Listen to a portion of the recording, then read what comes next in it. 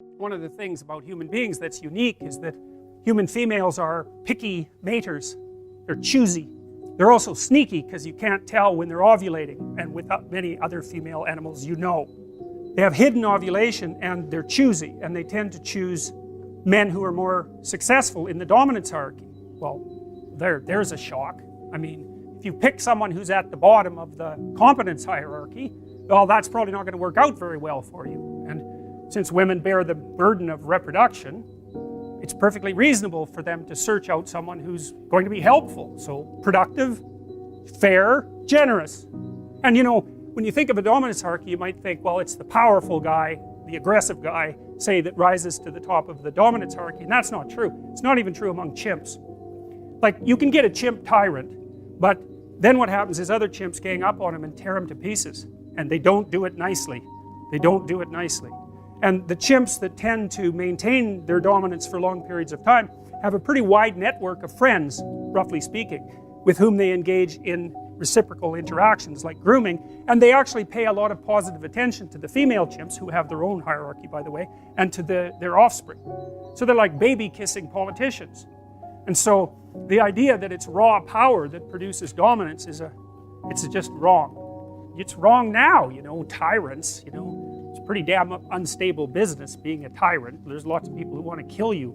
Plus, you know, you tend to rule over something approximating hell. So maybe that's better than being a subject in hell, but it's not much better. Anyway, so this social. Now, so what this means, think about this for a minute. You know, imagine that what I'm telling you bears some vague resemblance to the truth. I think there's quite a lot of evidence for it from a biological perspective.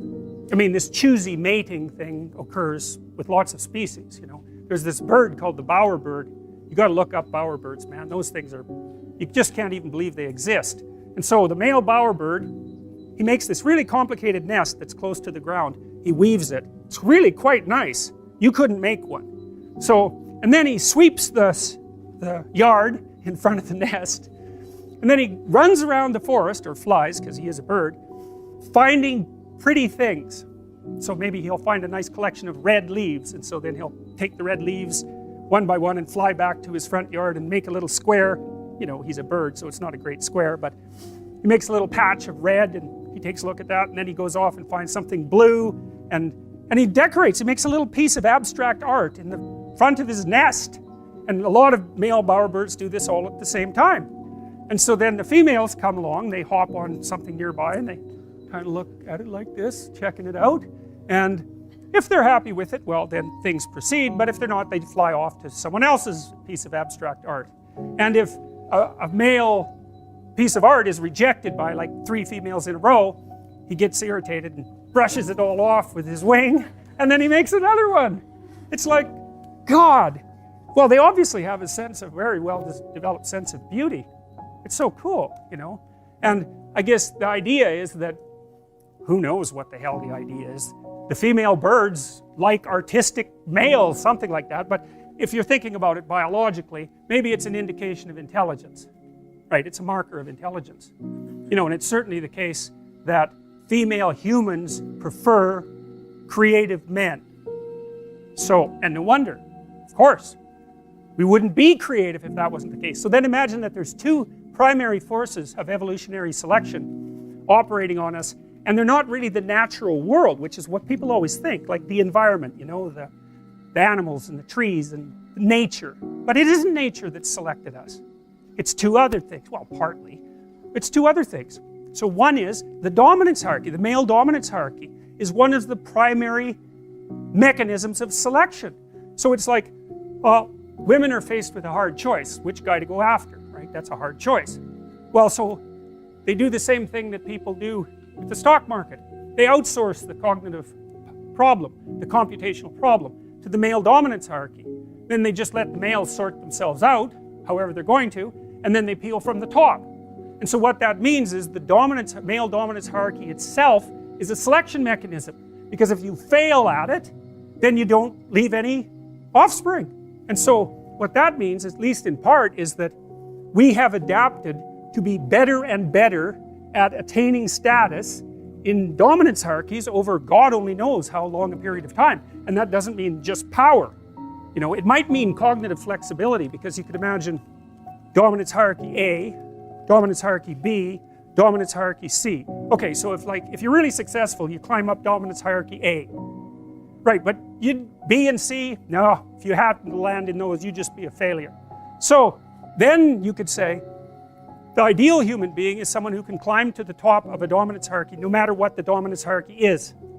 We've evolved such that success across the set of possible dominance hierarchies is the target. And I think that's why we have general intelligence, because general intelligence is a general problem-solving mechanism.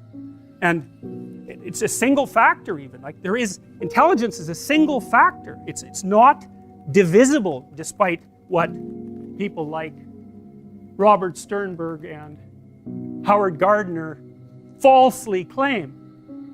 So, and then from the female perspective, females are the next gatekeeper. And that's why they're often Mother Nature. It took me a long time to figure this out. Why the hell is nature feminine in mythological representations? It's it's extraordinarily common. Mother Nature. You don't think of Father Nature, you think of Mother Nature. It's like, why? Well, nature brings forth new forms, so that's feminine.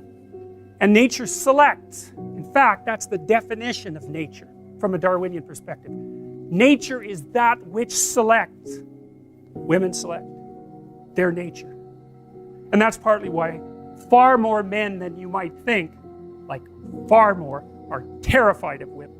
Because to be rejected as a romantic partner by a woman is to be classified as vaguely acceptable life form. No value in propagating it, though.